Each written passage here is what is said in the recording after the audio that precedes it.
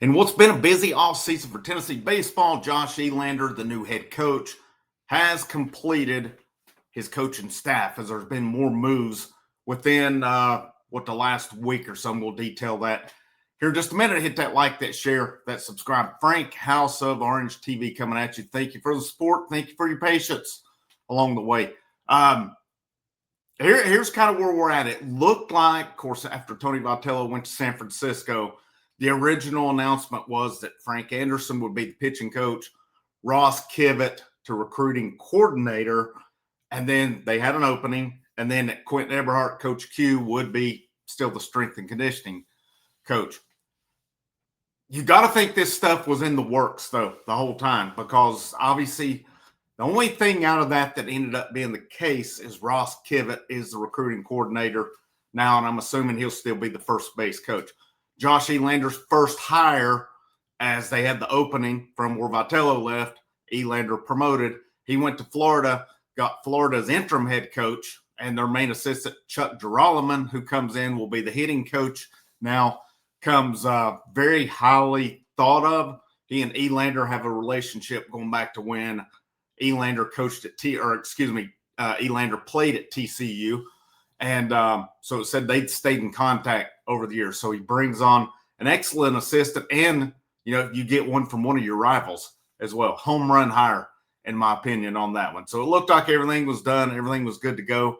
Then last week it comes out, and this one didn't surprise me. I speculated on this one from the get-go when Tony Vitello left. I said it would not surprise me if Coach Q went with him to San Francisco, and indeed he did. And but it's pretty obvious that they worked together on this one. That Coach Q, Eberhardt, that he and Elander even said it today when he talked about the introduction of the new coaches, talked about how they looked over things, and then they announced Keegan Knoll as the new strength and conditioning director of sports performance is what it is. So Keegan Knoll and Quentin Eberhardt had worked together with the Chicago Cubs when Eberhardt went up. What was it? Around 20, was it 22? I can't remember what year it was that he went up, maybe 21 right in there. But he went up to the Cubs for a year before he came back. But he and Knoll worked together. And Elander today, talking about it, said that said it was a simple deal where Q and I sat down. Elander said, I've known Q since I was 20 years old, playing the minors, running around. So it was like he's very connected in the business. He said they talked about who's the guy that maybe has the same philosophy, the same verbiage, and said, I really don't know behind the scenes. Said Keegan was helping Q with programming and doing some force plate data stuff. So said it was a real quick conversation after it got Q's check mark on it, saying he was a guy. But then also, too, experience in the majors, because Keegan Knowles coached with the Milwaukee Brewers. He coached with the Chicago Cubs. 6 years in total in the majors. Said he coached at Long Beach State as well. Long Beach has had some good programs over the years. But Josh Elander said in this one, and I quote, said, most importantly, he wanted to be here. He wanted to be in college baseball. He wanted to be here in Tennessee. So that's one of the main things I'm looking for. I just want guys to have 2 feet on the ground, the building, want to be here and know what a special place this is. And he said Keegan made that very clear. That's what he wanted to do moving forward. So they moved quick on that one. Right after they announced that Q was heading to the Giants, Keegan Knoll was announced. He'll come in. I'm assuming he's already on campus working them out now since fall ball has ended. And it's pretty, what I like about this, it seems like it's seamless. All these things, other than Girolamo, which is seamless too. They had the relationship, but you had to go. I was kind of curious, would they promote within or would they go outside of the box? They went outside the box on that one. Got a great hire there. You don't want to totally just, break down the system either. And I think it makes sense with Q and Keegan Knoll having worked together. Any guy that comes in and takes over is not going to do everything exactly the same. Josh Elander is not going to do everything exactly the same as Tony Vitello did either. There'll be some changes he'll make that he feels necessary as well. But you're kind of keeping a similar base in there. I think it's a smart move on their part. And then the other one, and this has been speculated, and somebody I talked to over the weekend said, wait and see, Frank's going to be going to San Francisco too. sure enough, it was announced yesterday Frank Anderson is going to the Giants. I think it's a pretty bad kept secret, to be honest. I'd seen Kendall Rogers of D1 Baseball alluding to it last week as well, saying Frank Anderson had a decision to make. And, something somebody told me too, because it was announced today officially that they promoted Josh Reynolds. He was the director. The official term was director of pitching performance, I think is what it was called here last year. So he was basically, I guess, kind of like your assistant to Frank Anderson in a respect. But this guy's been around for a while. He was a high round pick back around 2000 with the New York Mets. He was a third round pick. Then, again, it made a lot of sense too. And like somebody told me yesterday, they said Josh Reynolds. So when Josh Reynolds came here last year, he came from Cincinnati. He was Cincinnati's pitching coach. If you remember, Tennessee faced them in the NCAA tournament last year. Good team, good program that they've got. But Josh Reynolds did not leave a power 4 position at Cincinnati to go backwards to come to Tennessee. I just can't, not without knowing his time was going to come. I think this one, when he was hired, it seemed like a home run in terms of how they got him. And his numbers at Cincinnati, when he was there, Cincinnati had lowered their ERA to some of the lowest they had had in years. Had a couple all-conference pitchers there, and that, of course, that become, it's a strong program now. Definitely bigger backing out there in the Big 12 conference.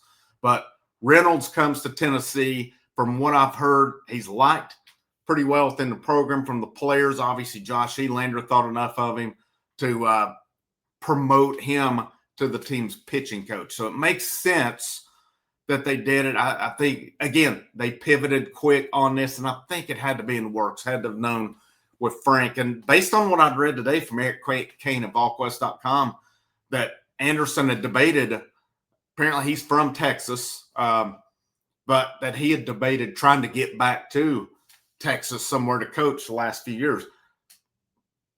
Obviously, San Francisco is not Texas, but with he and Tony Vitello, he's been with Vitello since Vitello came to Knoxville. So it made sense for Anderson to go out there. And I don't think Anderson's going to be he's not the main pitching coach with San Francisco, but obviously he's going to add a lot to it, a guy with veteran experience with it.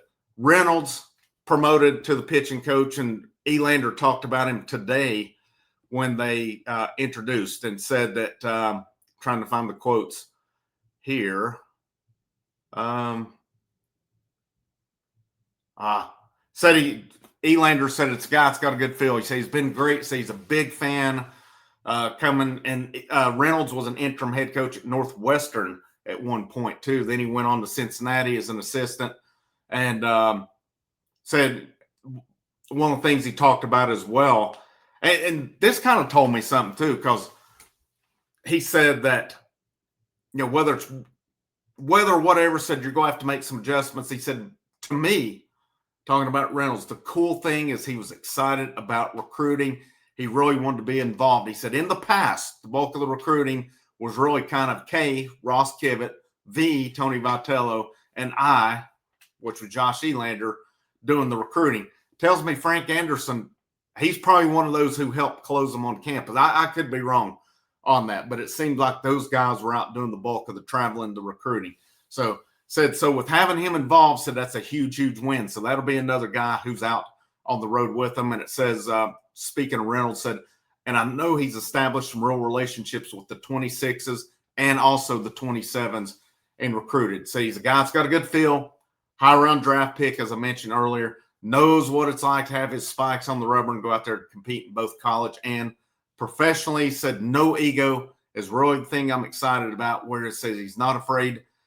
Apparently Reynolds is not afraid to get in and throw some catch as well, play some catch as well, whether it's a flat ground or whatever. So said he can get in and do a lot of different things. So a no-brainer to me to move him up. And people's going to say, well, Vitello's gone, Frank Anderson's gone, Q is gone. Those are losses. Don't get me wrong on this. I like this staff, man. I like what they've got here. And I've been vocal about this before. I I really feel like the pitching staff's been good over the years. I feel like it's been mismanaged at times. I've not shied away from that. 2022, the management of that pitching staff cost them the College World Series that year. I don't care what anybody says on that. It totally cost them with it. 2023, they got fiddling around with it. And, it worked out, but it also cost you Chase Burns that year too, moving him to the bullpen, which I know Burns was struggling. Don't get me wrong on that. He was struggling, but everybody was when they made that adjustment to it. 2024, man, they were close again with the pitching stuff to really costing themselves when they went to the Stamos Causey that in both games in the College World Series that those guys went. They had to battle out of the hole. I mean, they come back, fortunately, and beat Florida State, but they got in that 1-0 hole against A&M in the finals. And, Drew Beams, Andrew Seacrest helped lead them back from that. But, and I even thought last year, I mean, at times they just mismanaged things. You could look at it with how they moved it up with bringing Liam Doyle in with a 5-run lead against Wake Forest, and they had to change up the pitching rotation in the supers. I'm nitpicking here, but again, I think I'm curious to see how Elander and Reynolds will kind of manage things opposed to how Vitello and Frank Anderson did as well. Again, I point that out, but I also know, Vitello and Anderson did such great things here. They'll definitely be missed. But again, I'm excited. Again, I go back to when Elander was announced as the coach, just the reaction from the players in that locker room told me all I needed to know on it. And feedback I've gotten on the other guys, Geralman, Reynolds, and these, they're pretty highly thought of within the team along the way. So I fully expect with the talent on this team, the talent in that lineup, the talent on the pitching staff,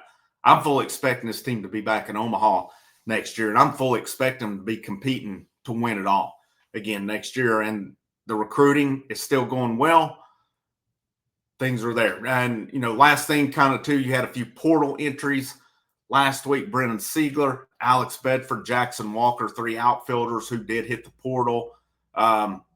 Unfortunately, I'm going to be totally honest with it. I think the way this whole thing's been handled, where they've shrink the rosters and then you're making them cut guys, I think it's absolute bullshit. I'm not going to lie about that. These guys who are already on the team should have been grandfathered in, and then you adjust to it, because Tennessee and all other teams had their recruiting classes already intact. You already had these guys on campus. I can see moving forward, maybe take a couple years to kind of trim it down, but raw deal for some of these guys that they end up having to leave, or maybe they chose to leave. But some good players left this past week that I think could have really been contributors for Tennessee moving forward. I think it's a product of the system, but best of luck to those guys wherever they find their landing spots, and hopefully we'll see good things from them along the way. Frank, House of Orange, have a good rest of your evening, and I'll see you when I see you.